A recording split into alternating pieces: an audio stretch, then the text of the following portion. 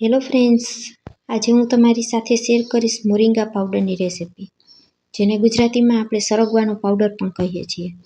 આ પાવડર 300થી વધારે રોગોમાં ખૂબ જ ઉપયોગી સાબિત થાય છે.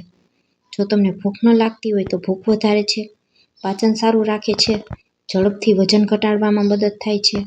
આ ઉપરાંત કોલેસ્ટ્રોલ, બીપી, ડાયાબિટીસ બધું કંટ્રોલમાં રાખે છે. શરીરમાં કોઈ પણ દુખાવો થતો હોય તો તે વાતના લીધે થતો હોય છે, તો વાતને શાંત કરી અને દુખાવો પણ મટાડે છે. તો ચાલો રેસિપી શરૂ કરીએ. સૌથી પહેલાં અહીં 1 કિલો મેં સરગવાની સિંગ લઈ લીધી છે. સિંગ અહીં થોડી જાડી અને ગરવાળી હોય તેવી લેવાની.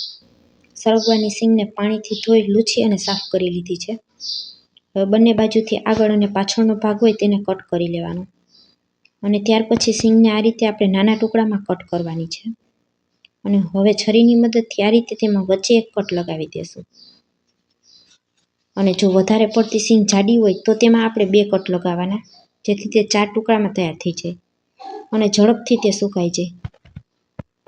કહેવાય છે કે મોરિંગા પાવડરમાં આમળા કરતાં વધારે વિટામિન સી રહેલું છે, ગાજર કરતાં 10 ગણું વધારે વિટામિન એ હોય છે, દૂધ કરતાં ખૂબ વધારે કેલ્શિયમ અને પાલક કરતાં ખૂબ વધારે આયરન હોય છે.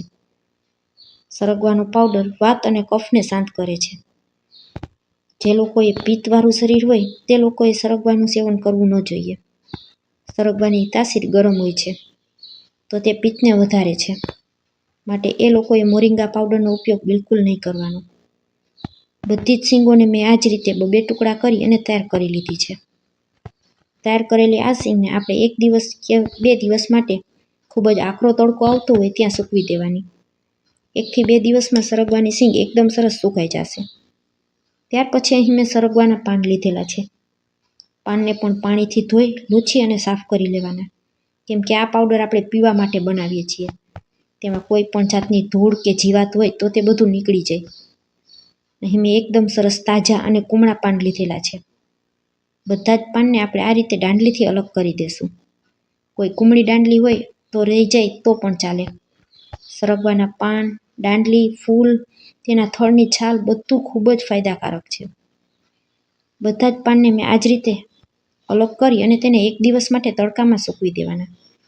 સરગવાના પાનને સુકાતા બિલકુલ વધારે સમય નહીં લાગે.